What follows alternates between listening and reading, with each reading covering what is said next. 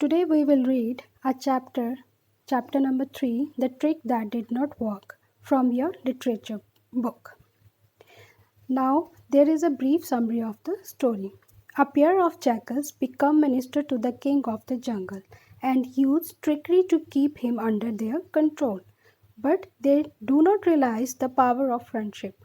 This classic tale from the Panchtantra shows why trying to fool others can be a very foolish thing. Let us start the story. Deep inside a dark jungle, there lived a lion. He was a big, handsome lion with golden mane. Golden mane is the uh, golden hair around the neck, and fairy eyes, that is, angry eyes. His name was Jung, and he was the king of the jungle. Like all kings, he too had ministers to whom he listened when he was in good mood. Jung's ministers were two jackals, Chalu and Golu. The jackals, especially Chalu, were very cunning. Cunning means very clever. They kept the king happy by telling him only what he liked to hear, and they agreed what everything is he said. They sang his praises and told him that he was the bravest and the strongest king on the earth. Naturally, the king believed that his ministers were faithful and loyal. He thought he was lucky to have such wise ministers, so he looked after them, fed them, and took them along wherever he went. The jackals hardly did any work. They did not have to fight their enemies to protect themselves, nor did they have to hunt for the food like the other animals. They grew fat on whatever junk killed. So they became very arrogant and did not allow any other animals to come near the lion or become friendly with him. One day Jug was at the river for a drink when he heard an animal below. Below is a loud sound. It was so loud that the whole jungle echoed with the sound and startled the lion. He had never heard anything like it before. In fact, he had rarely heard the call of other animals, since they were all scared of him and stayed as far as from him as possible. Frightened by the sound, he went rushing back to his den, pale with fear. His ministers were surprised to see the king trembling with fear and wanted to know what had happened. At first, Jung would not tell them anything. He was too ashamed to let them know that the king of the jungle was afraid of a sound. But the next day, the same thing happened. The Jung called his minister and told them that he had decided to leave the jungle and go away because he was frightened by the voice. Chalu and Golu were very disappointed to hear this. What would happen to them if the lion went away? They would have to work to find their food and would have to live in fear of the other wild animals. No, they could not let the lion go to another jungle. They begged and pleaded with Jung till he told them he had been frightened by a terrible sound. It could only belong to a strong beast who feared no one else in the jungle. Hearing this, the two jackals smiled to themselves, for they knew that there could be no animal in the jungle stronger than the lion. They thought that Jung was very foolish. Just because the animal had made a loud noise, it did not mean that it was more powerful than the lion.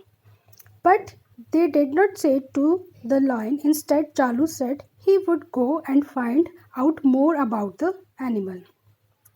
What if the beast kill you? Asked Jung to the Chalu. To this Chalu replied craftily means cleverly. A faithful servant is not afraid of losing his life in the service of his master. The king was very pleased with this reply, and Chalu, with Golu in tow, went off towards the river. To their surprise, the jackal found that the animal that had frightened the lion was a big bull who had lost his way in the jungle. Chalu scolded the animal for making so much noise and disturbing the king of the jungle. The bull became quiet immediately. He told Chalu that he did not know his way around and that he was willing to go and tell the king that he was sorry for annoying him. But he first wanted the king to promise not to harm him. The jackals told the bull to wait right there, and off they went to Jung and told him that the creature that was making all the noise was only a bull. But the bull was no ordinary bull. He was a messenger of the god, and the god themselves had granted him permission to roam wherever he pleased. Ah, I should have known, cried Jung. It was clear from his loud and fearless bellowing that he had extraordinary powers. What should I do now? The cunning Chalu replied. I told the bull that he might be a king anywhere else, but here only you are the king. Jung sat up very straight and looked very conceited. Chalu added, I also told him that if he wants to live in the jungle, he has to come and say sorry to you. The lion was so pleased by now that he was almost purring like a cat. And what did the bull have to say to that? He wanted to know. Chalu replied, he has agreed to come and bow before you on the condition that you promise not to harm him. The lion agreed happily. The two jackals looked at each other and smiled. They knew that the lion was now completely in their power and would agree to anything they said, and soon the bull would be in their power too. The trick was to keep the lion scared of the bull and the bull afraid of the lion. So they went and told the bull that they would take him to the lion. They warned him that the king was very short tempered and cruel, but that he need not to be afraid. If you do what we say and listen to us always, you will be safe. They told him and promised to protect him from the lion.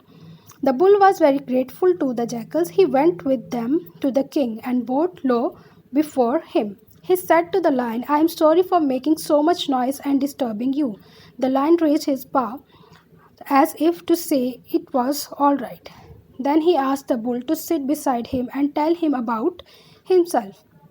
The bull sat down, surprised by the lion's gentleness. He told the king, I am from a nearby city. I was carrying a load of for a merchant to another city through the jungle. On the way, I fell down from exhaustion, that is, tiredness. The merchant, thinking me dead, left me and went away, but I revived in few days. I fed on the green grass of the jungle and became strong and healthy. However, I was very lonely. That is why I was calling out like that, he ended. The lion was, by now, had taken a great liking to the bull. He told the bull to stay in the jungle and be his friend.